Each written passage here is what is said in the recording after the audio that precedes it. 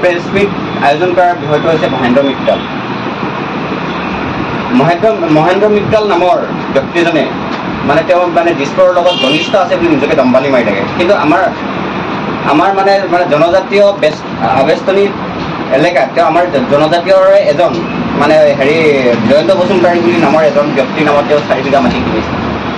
এই 4 বিঘা মাটিটো মানে 4 বিঘা মাটি তেওঁ জয়ন্ত বসুমতাৰীৰ নামত কিনিছে সঁচা, কিন্তু এই RP এছ'চিয়েট বুলি এটা কোম্পানী খুলিছে। কোম্পানীৰ নামত জয়ন্ত বসুমতাৰীক মেনেজাৰ হিচাপে লৈছে। এইটো হৈছে আমাৰ RP এছ'চিয়েট। আপোনাৰ এইটো মহেন্দ্ৰ মিত্তালৰ মানে মেইন মালিকটো হৈছে মহেন্দ্ৰ মিত্তাল। তেওঁ মানে মানুহক দেখুৱাবৰ কাৰণে বা জনসাধাৰণৰ মাজত আমাৰ জনজাতীয় ৰাইজক ভোগ্য বনাবৰ কাৰণে তেওঁ এজন আমাৰ জনজাতীয় লোক এজনক মানে চেয়াৰমেন বনাই থৈছে, সঞ্চালক বনাই থৈছে।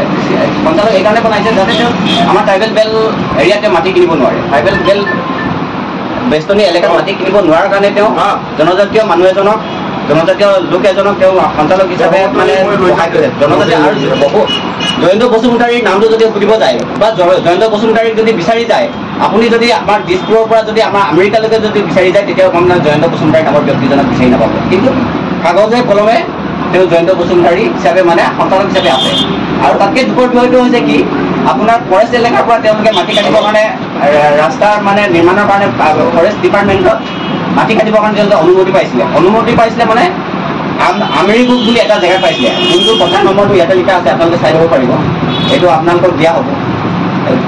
যোনটো মানে জনজাতীয় এলেকাত য'ত দিছিলে মাটি, চৰকাৰে য'ত মাটি কাটিবৰ কাৰণে তেওঁলোকক পাৰ্মিশ্যন দিছিলে, কিন্তু সেই জেগাত মাটি নকটাকৈ তেওঁ নিজৰ পিছফালে মাটিখিনি কাটিছে। তেওঁ মহেন্দ্ৰ মিত্তালৰ যোনটো কোম্পানী আছে RS এছ'চিয়েটৰ নামত, RP এছ'চিয়েটৰ নামত, এই RP এছ'চিয়েটৰ নামৰ মাটিটো পিছফালৰ মানে যোনখিনি আমাৰ পাহাৰ মাটি আছে, পাহাৰ মানে বন সংমণ্ডলৰ লগত আপোনাৰ ফৰেষ্ট এলেকাৰ মাটি, সেই ফৰেষ্ট এলেকাৰ মাটিসমূহ তেওঁ মানে কাটিব দি তেওঁ ফৰেষ্ট অফিচাৰৰ নিচিনা নিজকে ফৰেষ্ট অফিচাৰ বুলি ভাবি তেওঁ ফৰেষ্ট এলেকাৰ মাটি কাটিব দিছে কোনো অনুমতি নোহোৱাকৈ। তাৰপিছত ফৰেষ্ট এলেকাৰ মাটিটো কাটি গৈছে, তেওঁ মানে কৰি গৈছে, মানে আপোনাৰ গুদাম বহাই গৈ আছে। গুদাম বহাই গৈ তেওঁ 4 বিঘাৰ জেগাত এতিয়া 30 বিঘা মাটি তেওঁ দখল কৰিছে। গতিকে আমি এইটো প্ৰশ্ন কৰিব বিচাৰিছোঁ যে তেওঁ 4 বিঘা মাটি কিনি 30 বিঘা মাটি ক'ৰ পৰা পালে? 30 বিঘা মাটি কেনেকৈ দখল কৰিলে? কাৰ চৰকাৰে দখল কৰিলে? আৰু আমি যেতিয়া এই কথাটো সুধিবলৈ গৈছিলোঁ, তেতিয়া তেওঁ কৈছে যে মোক চৰকাৰে পাৰ্মিশ্যন দিছে। চৰকাৰক মই সুধিব বিচাৰিছোঁ, অসম চৰকাৰক সুধিব বিচাৰিছোঁ যে তেওঁ ট্ৰাইবেল বেল্টৰ মাটি কেনেকৈ কিনিব পাৰিলে? 30 বিঘা 4 বিঘা বাৰু আমাৰ জয়ন্ত বসুমতাৰীৰ নামত কিনিছে, বাকী আৰু 25 বিঘা মাটি তেওঁ কেনেকৈ কিনিলে? 25 বিঘা মাটি আকৌ ক্ৰমান্বয়ে তেনেকৈ কৰি গৈ আছে আৰু বৰ্তমান বন্ধ কৰি থৈছে। আৰু নেক্সট আৰু ছিজন অহাৰ লগে লগে তেওঁ মাটি কাটি বহাই গৈছে। গতিকে তেওঁৰ ওপৰত ব্যৱস্থা ল'ব লাগে। আৰু অকল আমাৰ আমেৰিকুক বুলিয়ে নহয়, আমেৰিকুকৰ পৰা আম্বেৰ আৰু তেনেকৈ মানে আপোনাৰ যোনটো চন্দ্ৰপুৰ এলেকাত যিমান ইটা ভাটা আছে, আপোনাৰ চিমেণ্ট ফেক্টৰী আছে, সকলোবোৰে তেওঁ আমাৰ জনজাতীয় মাটিসমূহে তেওঁলোকে দখল কৰি তেনেকৈ মানে চক্ৰ চলাই আছে। গতিকে আমি ইয়াৰ ওপৰত মহেন্দ্ৰ মিত্তালৰ ওপৰত মহামান্য আমাৰ গভৰ্ণৰৰ ওচৰত আমি এপ্লিকেশ্যন দিবৰ কাৰণে লৈছোঁ। আৰু গ্ৰীণ ট্ৰিবিউনেলৰ ওপৰত আমি কেছ দিম। মহেন্দ্ৰ মিত্তাল যিমানখিনি তাতে চিমেণ্ট ফেক্টৰী আছে, যিমানখিনি আপোনাৰ ইটা ভাটা আছে, সকলোৰে ওপৰত আমি গ্ৰীণ ট্ৰিবিউনেলত কেছ কৰিম। আৰু আমি মাননীয় মুখ্যমন্ত্ৰী মহোদয়ক অভিযোগ দাখিল কৰিম আৰু মহামান্য আমাৰ গভৰ্ণৰক আমি অভিযোগ দাখিল কৰিম।